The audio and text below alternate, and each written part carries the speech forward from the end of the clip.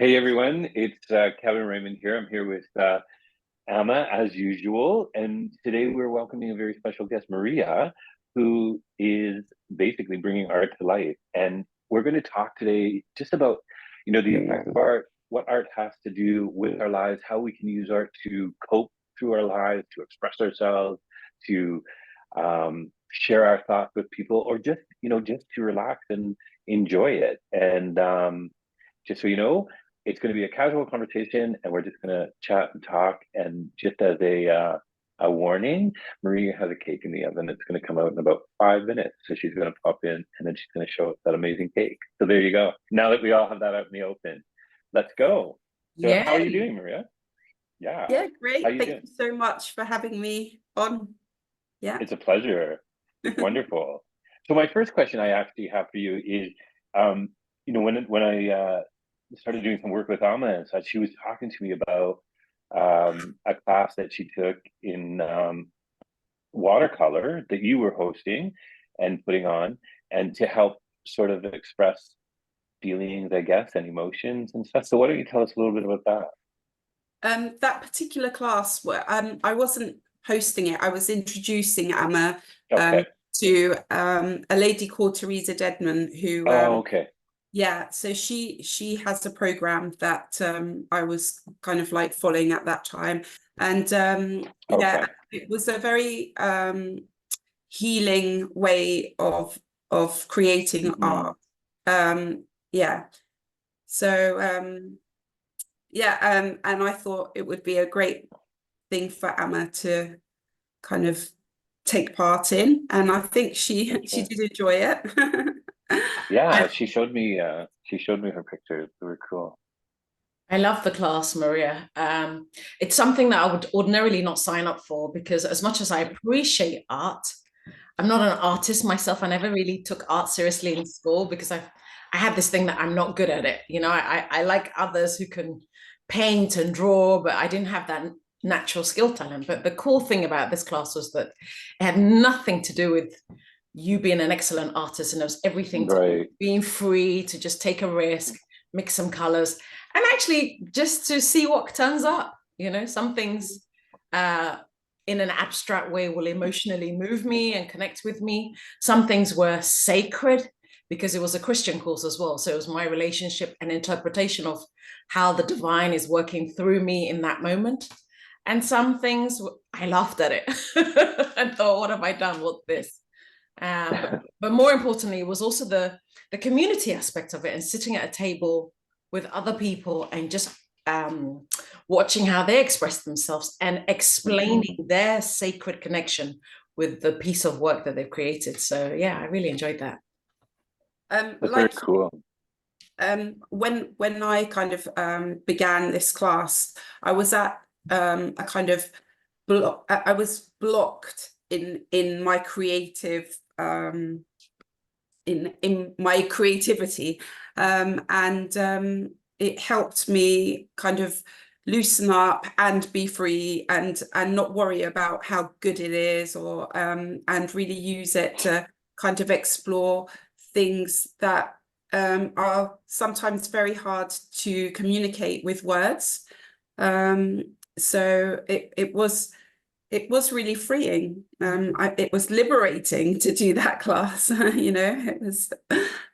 Mm. It's that is good, and I think that kind of goes along the same lines as what we tend to tell a lot of our clients, and when we're working with it, it's getting to that point where you can just do something without all of the peripheral concerns and basically tightness of limitation, right? And to be able to express yourself like that must be it's so refreshing. Like I participate in art too, and I'm by no means a successful artist, but I love it, and I do it either through like baking or through painting. But to when I first did it, yep. Oh, at the time, Time. yay! Let's do the cake. Alarms going off. Maria makes the best sticky toffee pudding, Kevin. I was blessed enough for Oh, her to deliver me this massive block. And initially I thought, oh my God, that's huge. I'm never going to eat that. It disappeared in like 2 days at my house. I don't know if you Wow. can see it. I made mm. three. Oh, good. So you can just send one. Send it Pure later so it gets here quickly. Maria, I'm putting my name on a tray.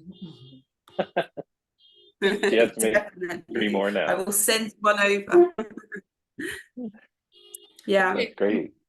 I mean, oh, sorry. No, go ahead. What were you saying? I find it quite,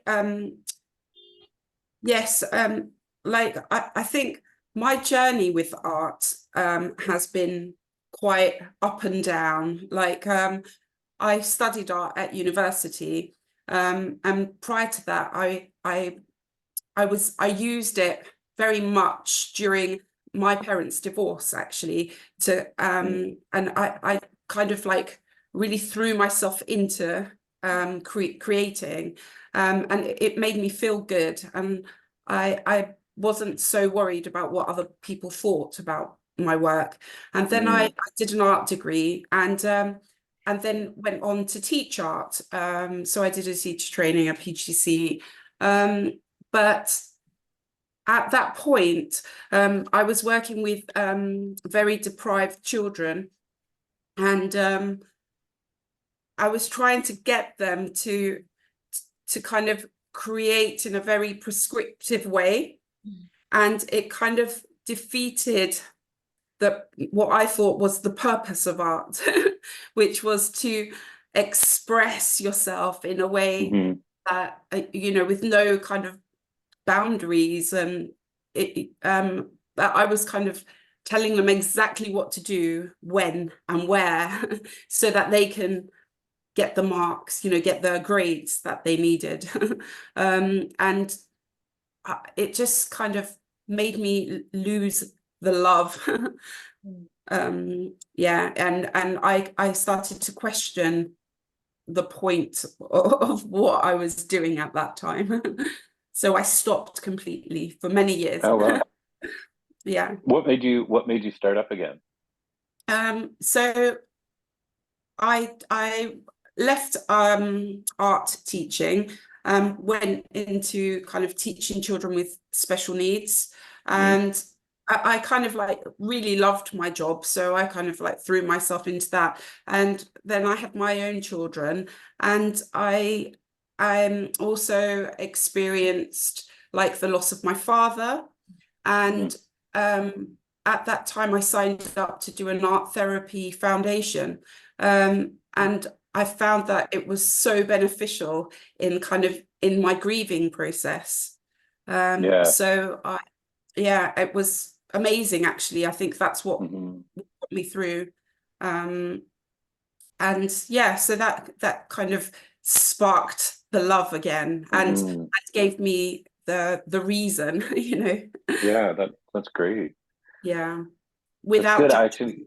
actually. Yes, right? Like that's the key, without judgment, right? And I think, like when I think back about, my life and some of the things that I went through as a child and stuff, I wish I had access to something like that. I think it would have been very beneficial because I don't think, like at that time, art wasn't really used as a tool for any kind of communication or therapy or anything like that. It was all like counseling of some sort, right? Which was really not conducive to a kid that wanted to just try and figure things out, right? So that sounds great. And do you find children like that, like children with special needs? I know my older son has a few special needs, and when he was doing when he was elementary level, he did participate in a lot of classes and programs that did have a lot of art involved in it, and even some counseling. Like they used art to express some of his feelings and things like that. So I found it was very beneficial for him to be able to express himself. Like, do you find that that's kind of a common element in that? Yeah, definitely. I mean, there's so much scope in in that environment, actually, to kind of use art to explore like feelings, especially with children with PMLD, profound and multiple learning difficulties, where they've got like cerebral palsy, and they're not able to like access things that easily, like providing ways in which they can express themselves with Yeah. paint, or, you know, moving their feet in paint or whatever, is Yeah. you get it. It's such an important way of encouraging communication. Mhm. You know, like, yeah. Yeah. Um, For something like that, like for a child with that, um, with to have the ability to express themselves in such a way, like even like you say, using your feet to spread paint, like finger painting and things like that, it must be like so liberating for them to be able to do that. yeah. And for me, I loved it. Yeah, I know it's fun, right? Like Yeah. I remember once doing a large piece. Um, Most of the things I do are abstract, which are, if there's such a thing as too abstract, that would be me.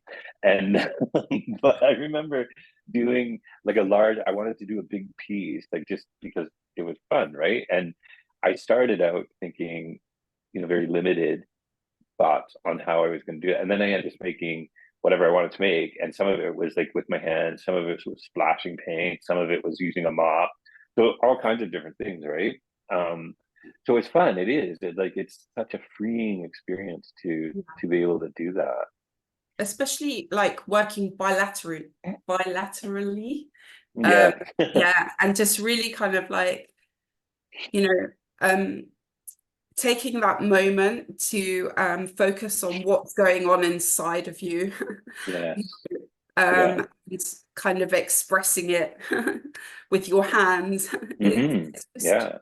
it's such a beautiful way of Yeah. kind of being seen, being heard, and, you know, hmm like And shared with others. Yeah. yeah, and so much more immediate than some kind of regular counseling or something like that, right? Like it's an immediate release of what you're feeling, and it's immediate reaction to what you've done and what you've created. So it really is quite a wonderful way of getting through, and either sharing pain or joy, or like you see so many different types of art out there, and people and what they've expressed, like how they've expressed their lives, and and how some murals are actually journeys of someone's whole life. It's almost like writing a book, and you can see everything that they went through just by what's on that canvas, right? So Mm. it really is quite remarkable. I don't think people realize the magnitude that you can get so much satisfaction from and release from doing something like that. So Um, Marie, this newfound appreciation for art that you've given me, apart from participating in art myself, that I've been doing this year, I've been noticing art in unusual places. So I was telling Kevin the other day, I saw two fingerprints in my window in the kitchen, like the glass door going out to the garden. And my initial reaction was, oh my God, look at Giovanna making a mess in the window.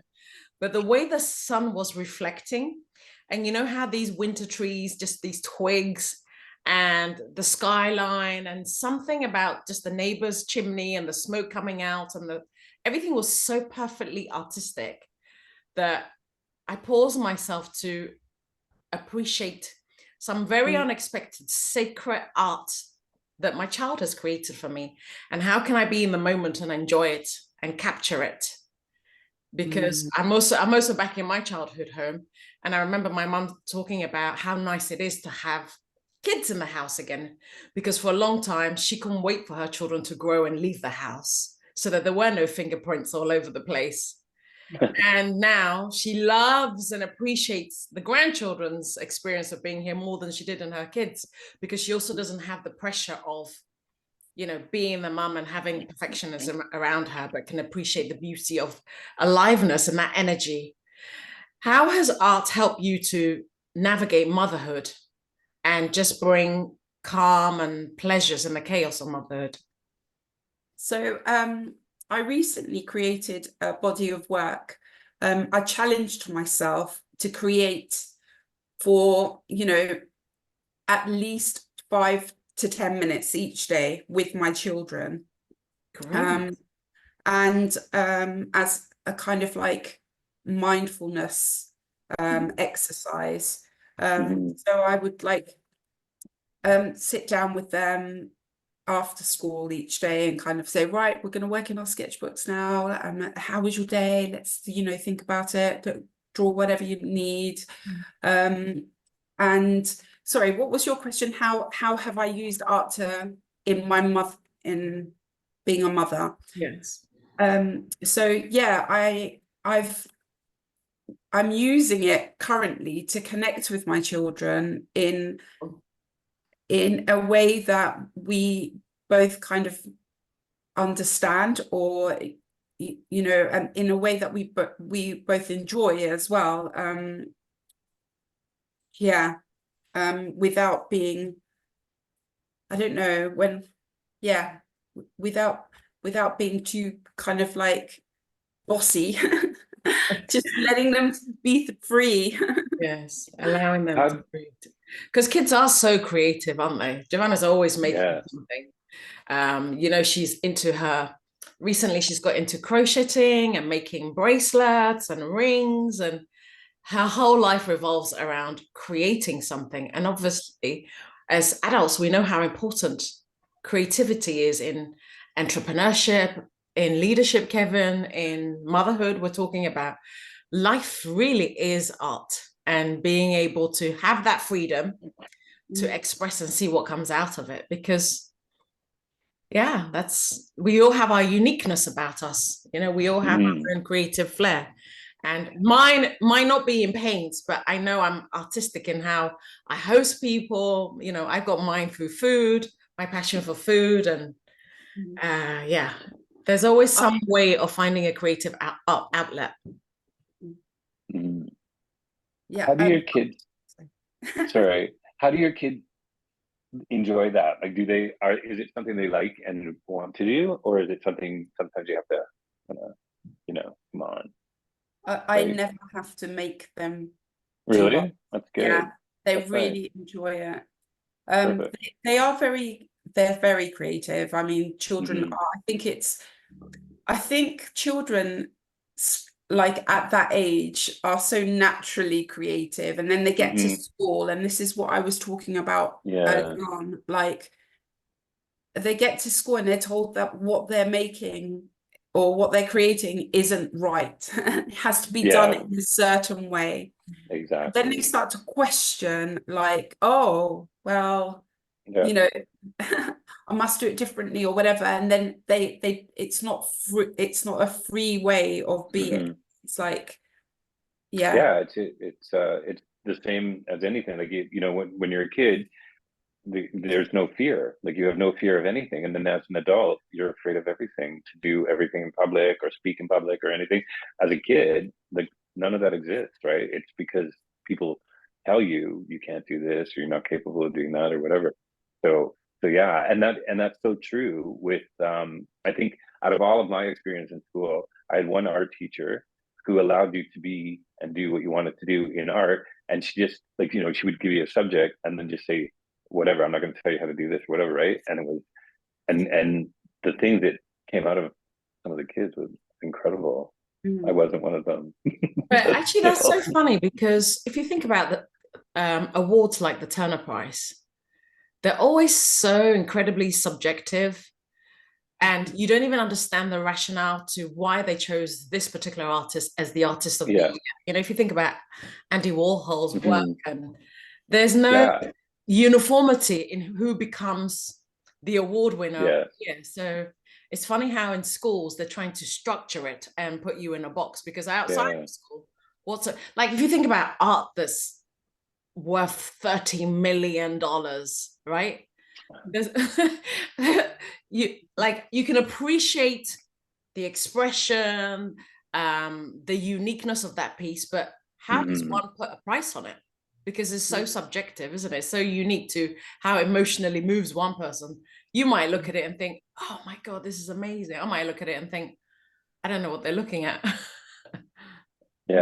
Right. So I know it's like sculpture, right? Like, you see, cities spending years deciding what sculpture they're going to put in a park, and then they get it, and you're like, what is that about? Right? But for the person that did it, it was something incredibly important and expressive, right? It just really depends on how you look at it. So Maria, talk to us about this community project that you did for Barnet. Yeah.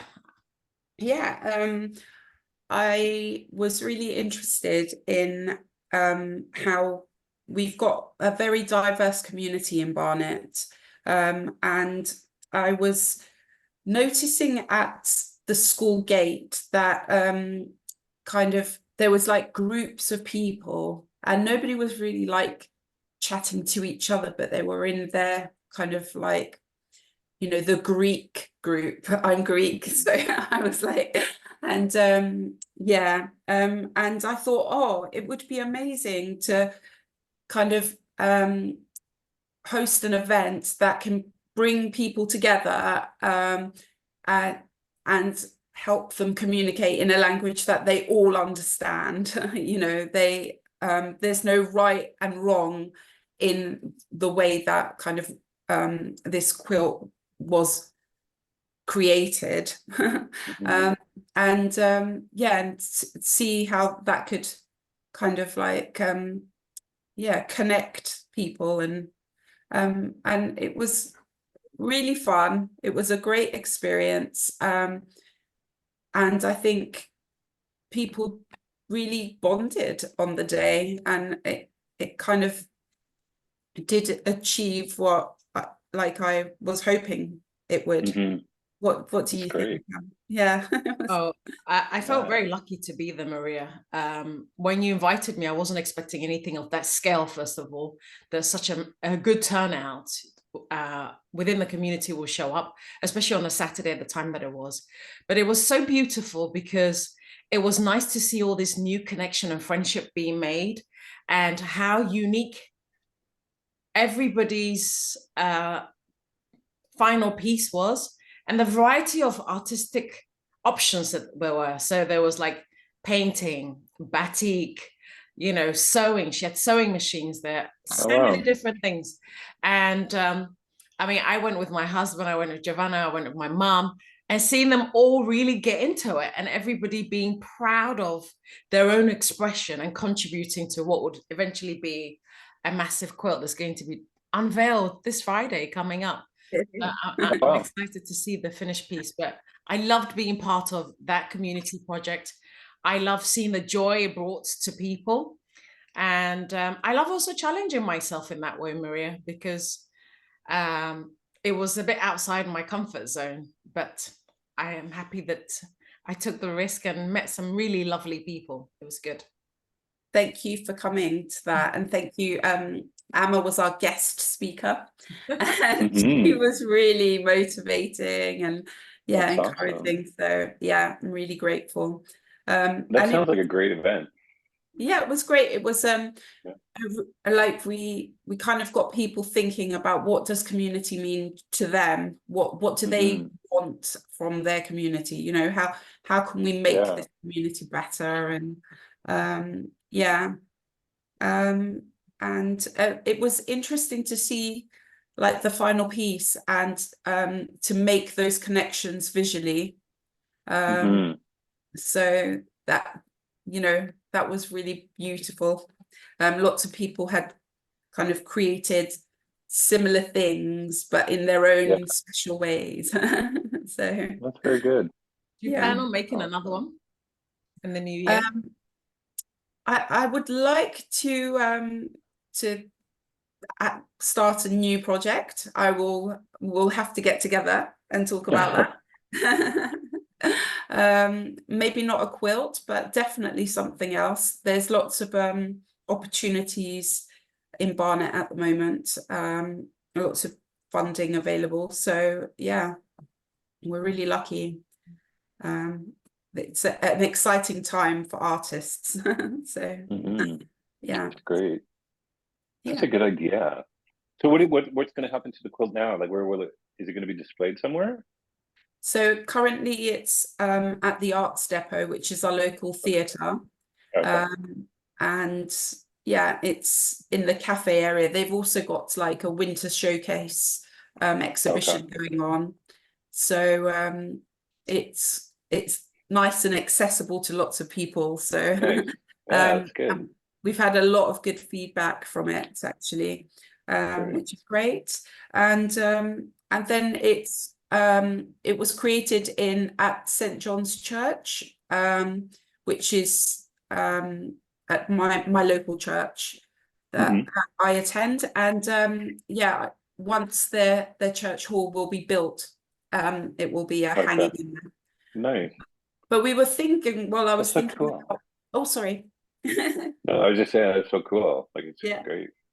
I was thinking it would be really cool if it was like a traveling piece through Barnet. Oh, Yeah, yeah, why not? exactly. That would be totally yeah. cool. That Use So it for events and things. yeah. It'd be great. Okay, Maria, so because you're a mom, your oldest child, David, is how old? He's 7. He's 7. Okay, so he's just at the top end of his very important childhood development phase. You could teach a child to read, obviously, by the time he's 7. You can teach a child to communicate and express themselves. You could teach a child to think. You could teach a child to appreciate beauty and literature. And of course, now we know you could teach a child art. Which one of these are the most important skills by the time a child is 7? I definitely think that communication through art and through everything that you've just said is very important. I mean, if a child is able to communicate, then that's amazing. I mean, I find it hard to communicate Yeah, no, as it's an very adult. Yes. Yeah. That's Yeah. so true. Like it is like that. That's the key, right? Because especially with children who have some difficulty, because expressing themselves is so hard for them, and they don't always have that ability to speak it or say because of their emotions or whatever. But art allows them to make that communication easier and better. So it is, although you want all aspects of it, when you can't have all aspects of it, art is probably one of the best ways to express yourself for sure. So as life coaches, Kevin and I are almost like teachers of art. We help people to articulate their feelings, formulate solutions to problems facing them in their lives, maybe negotiate their own rights or needs through words, creative use of words, how we ask them questions and the answers that come out. There's nothing more powerful also than reflecting somebody's artistic flair in their dreams. Once you speak it and it's repeated back from another voice, right? Because our voices are also artistic. So what I want to know is, if you were to start a class, that also, if somebody's watching right now and they're thinking, oh, I'm not an artistic person, I don't know anything about art, what would you push forward? What were the reasons you would give them to pursue art? For me, art for well-being, for my mental well-being, for me, for connecting with my community, connecting with people, it's been so important. Like I don't think I would have overcome some of the challenges that I've had without having that method of communication, that method of expression. And yeah, I don't feel that you need to be good at art, whatever that means. And yeah, I think letting go of that voice is so important, and just believing that whatever you create is valid. Whatever you create, if it's supporting you, then it's very important. And it should be out there. Yeah, that's great. So I would definitely recommend everyone join an art class, just for their own mental health. Yeah, great. One of the most valuable things I probably pursued this year is to do something artistic. And when I say art, I don't only limit it to a painting class. I also think it's really important to find time. Like, we're learning so much about self-care, and it's not selfish, especially as a mother, as a business owner, as a leader in any field. It's really important to create like at least an hour a week where it's sacred for you to Yeah. express your feelings, find solutions, maybe write some goals down, plans down, but not in that strict, structured formula way. If, you know, like, if you had a magic wand, you could go anywhere and be anything, what would you do? And just see what flows out. I think it's never too late to learn how to maybe even write music or write poetry, or, you know, take a sewing class, whatever it is. There's something really magical about art being life, and vice versa, life being art also. So Maria, thank you so much for being here. I want to be respectful of your time because I know you need to go and pick up the kids from school. We really appreciate your wisdom, your insights, your creativity, and I'm definitely coming for some sticky pudding cake. Very welcome. Thank you so much for having me. It was great to see you, and nice to meet you as well. So I'm sure we'll see each other again. Take care of yourself. You too. Take care. Take care. Bye. Okay. Maria. Bye-bye. Bye, everyone. Thank you. Bye.